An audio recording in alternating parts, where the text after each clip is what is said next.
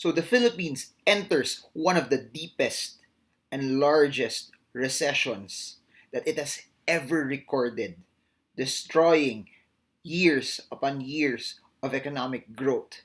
So if you want to know more about the details of the recession and why is the stock market up even though this is something that's a bit pessimistic, check this video out.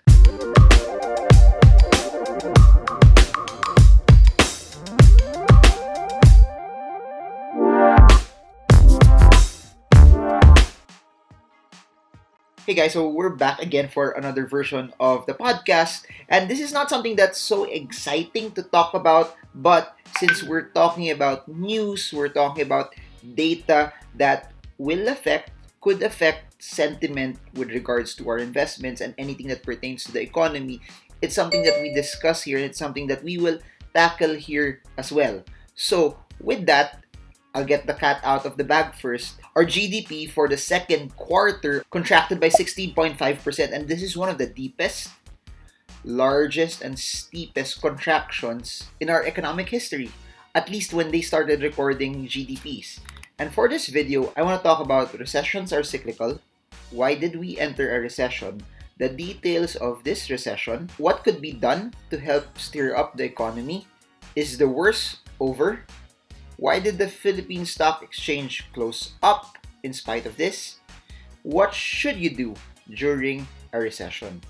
So by the way, if you're new to this channel, my name is Marvin Germo and I'm a stock market trader and investor. I'm an author of different books about investing and trading the markets. And apart from writing, I love sharing my ideas in video form, and I create daily videos about investing in the stock market. And if you want a lot of this stuff, things that will help you invest to help you reach your goals of financial freedom, subscribe and smash the bell so you get updated every time I come up with new content about investing. It's nice to talk about the economy and the economy is good, but it's also, when it's not as exciting, this is what I really believe, that there's still a lot of opportunities that could be found in the midst of crisis, in the midst of times like this. So as I begin, I'd like to headline it with this.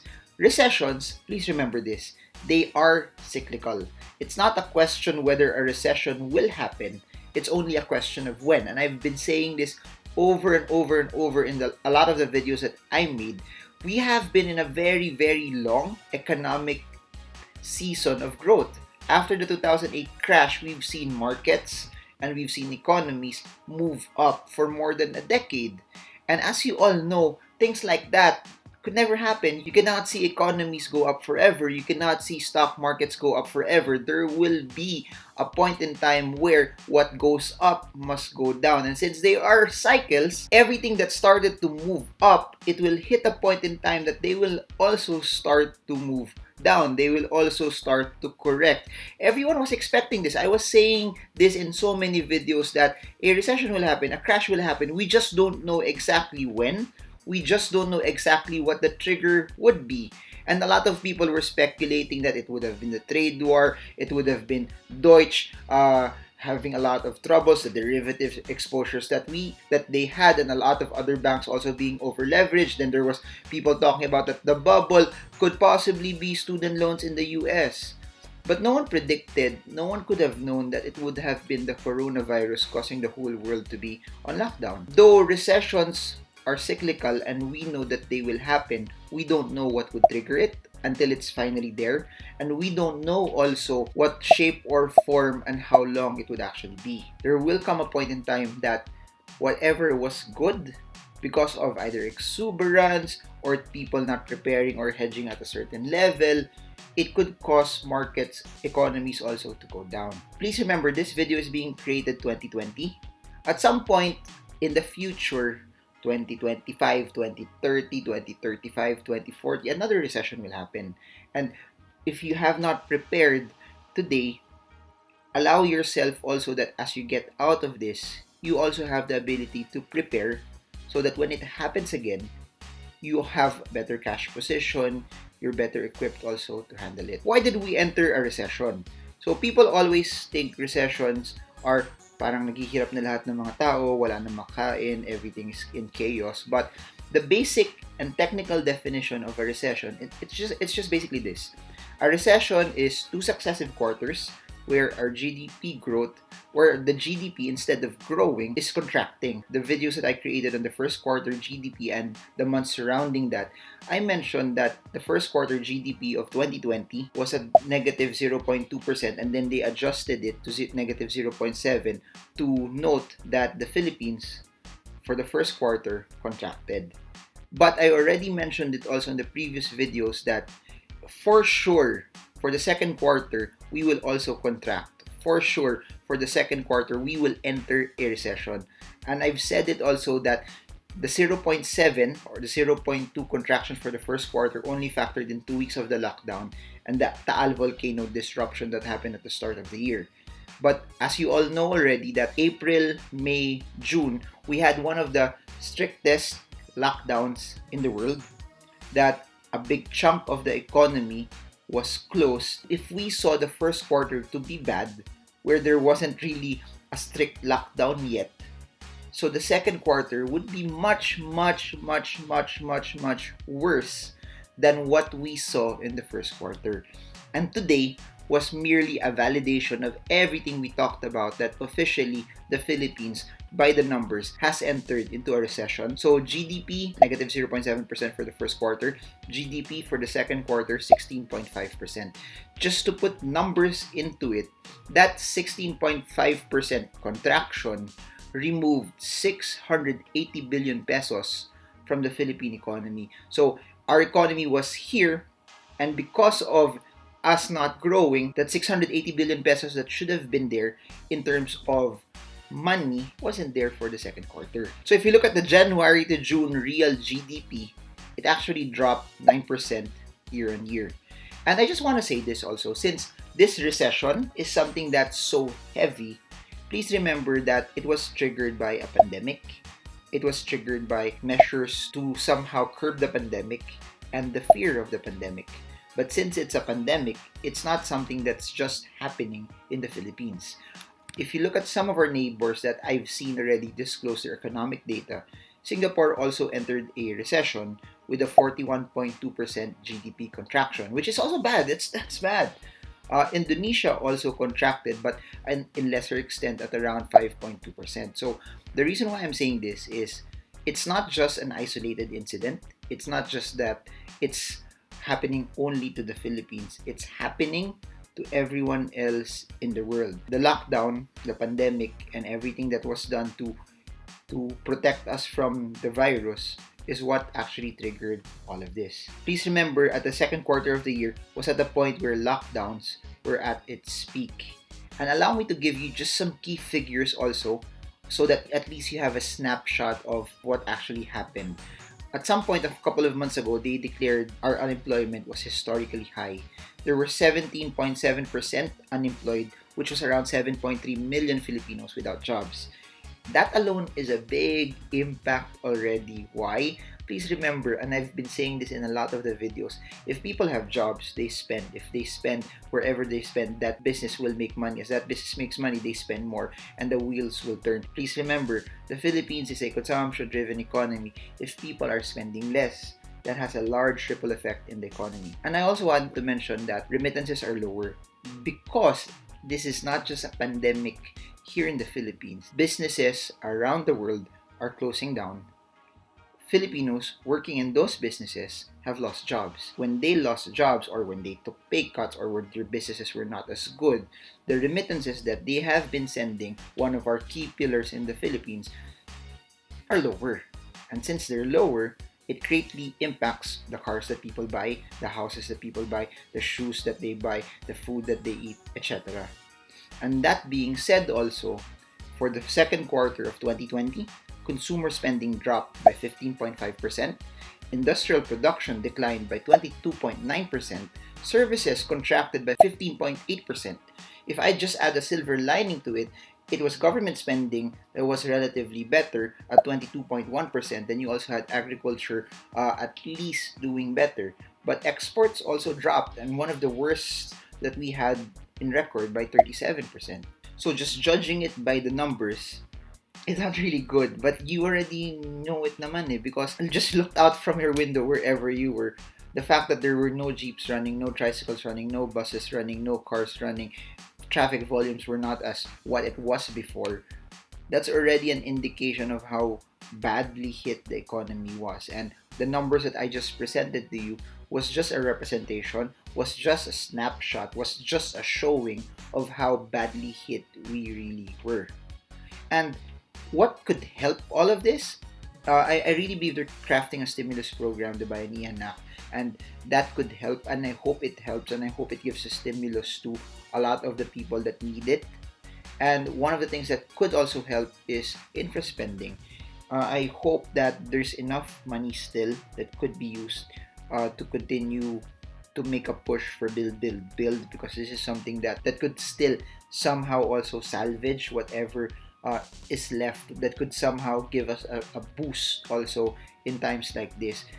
It's the government spending that has to be accelerated also to help put a shot of adrenaline to our markets, because if it gets done right, it not just only will enhance transactions, but it will create more jobs, and it will help lower unemployment. As it helps lower unemployment, more people will have jobs. As they have more jobs, they have more spending, and then it somehow will help boost sentiment again in the Philippines. Now, this is something that all of us can do. What could help more? If you're watching this and your income is not affected, you still have savings, you're still doing well, I encourage you, spend more. And I've been saying this all the time. Spending could be one of the most patriotic things that you can do. Sana hindi ito mapanood ng wife ko kasi matutuwa siya. Pero totoo eh. Because when you start spending more, those businesses will have more revenue. And as they have more revenue, it helps revitalize the economy. So if you're not in debt, you're doing okay. Spend, stimulate the economy. Look at your friend na nagbebenta sa Viber. Look at your friend na nagbebenta sa Facebook. Support them, buy their stuff. Because it allows the economy to thrive even more. Is the worst over? As of this point, August 2020, I believe so. Not unless we see more stringent lockdown measures. Not unless we revert to where we were, the strict lockdowns that we had in March. But from now up until the end of the year, we see the economy continually start to open up, especially after this MECQ starts. We find measures on how we can operate, we can function in dealing with the virus, living with the virus, but not locking ourselves up. Then, what we saw in the second quarter would have been the worst. So, this is my opinion that I believe because we started to open again, transactions have started to continue, and more businesses, although not where it was in 2019, have started to somehow pivot, shift, or adapt to this new normal. Then, most likely, the second quarter GDP would have been our worst. That the third quarter, the fourth quarter, not as exciting, not as good as what we saw in the previous years. The third quarter, the fourth quarter might not be as exciting as what we were getting in the previous years, but I believe that it may not be as bad anymore as what we had for the second quarter of the year. So I hope you guys are learning. I hope this is something that's helping you. This is sobering data, and it's not something that I'm excited to share. But again, the goal and the heart of this channel is to give you enough information so you can decide properly. So if you're liking this is helping you, comment, I'm learning, comment whatever questions you want. Smash that like button to make me feel good. But anyways, so a lot of people were asking me, and I got a lot of questions about this. Since the news was so bad, why was the PSA up? Why was the Philippine Stock Exchange Index up? Why were those large caps, those blue chip companies up? So for the day, the Philippine Stock Exchange Index closed at 5,902, and we saw relatively higher value turnover at 6 billion pesos, and we saw another last-minute spike. So a couple of things that I'd like to mention on why I believe it went up. Number one, I've been saying this all the time. The economy is a laggard indicator. The stock market is a forward-looking indicator. If you remember the videos that I created last March, talking about the PSI's drop to 4,000 as something that was forward-looking, anticipating that there were bad things that were about to happen, anticipating that the 4,000 was speaking of uglier days for the economy, was speaking of people who were so scared about what was happening. I think that was the drop. And please remember what I said. The drop was something that was irrational because we dropped more than what our value was. But that's what the market is. The market is a reflection of people's sentiment, and people who sold down in March were already looking at that. Because of this pandemic, because of this lockdown, because of us closing the economy, we will see our GDP get lower. Now, so that's why we're up. Investors don't like uncertainty. Now that there's no uncertainty anymore, we already know what the GDP is. We already know that it's bad. The uncertainty was people know it was bad, but they did not know how bad it was. Now, that bad item already has a figure, negative 16.5%. So, that being said, when you already know what's happening, you already have data for it, it will allow you to proceed, it will allow you to track, and it will allow you to continue. So I really believe the market is up basically because it's forward looking. It factored in the drop.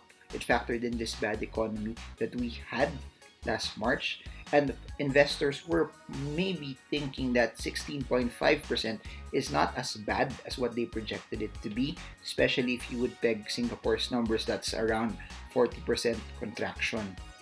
And again, no more uncertainty. I'll say this over and over. Investors don't like uncertainty. It's better for them to know the bad news than to not know and guess and speculate. And speculating leads people to be in cash. Speculating leads people to hedge. Speculating, not knowing what's going to happen, will lead people to be also more conservative. Market is up today because all of the information that people need to know have already been presented. It does not mean that the economy is good, but it means that people are already, or investors are already pegging that in spite of the bad news they bought, they're also saying that, the worst might be over. It may drag on, it may take some time, we may not grow, but we may not be as bad as what the second quarter data has given us. Now, a lot of people are saying, what should you do while you're in a recession? Ako personally, no matter what I do, no one can dictate, I can't dictate how the economy will go. But I can control my personal economy. I can control the amount of money I invest. I can control the amount of money I deploy for the trades that I make. I can control the amount of risk that I take. I can control also the way I diversify. I can control the way I work. I can control the way I hustle. I can control the way I save. I can control so many things that will allow me to, in spite of this bad economy, still thrive. That will allow me to still come out on top even if things go bad. Please remember this. In times of crisis, in times when people are scared, there's so much opportunity still that's available. Do not let what you see around you dictate how you run your investments. Do not let what you see around you dictate how you do your business. Because don't get me wrong, it may look bad, but it doesn't mean you can't earn. It may look bad, but it doesn't mean you can't thrive.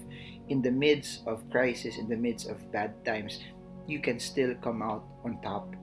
Let it be a lesson that in times of crisis, it's the ones that think different, it's the ones that hustle different, it's the one who spots opportunities and areas that are so nice that they believe that it's going to be better later on and they deploy money in it.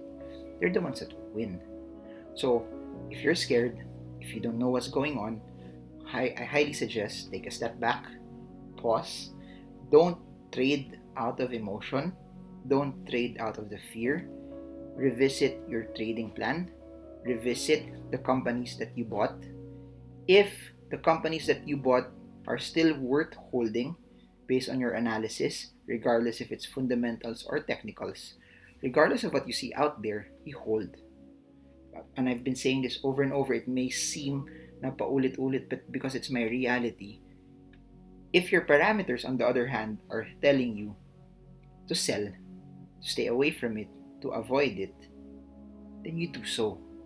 Regardless if you may have to cut a loss, regardless if you may have to stay in cash first and not do anything, or regardless if everyone else around you is telling you to buy but your analysis is not telling you to buy, then you follow your conviction.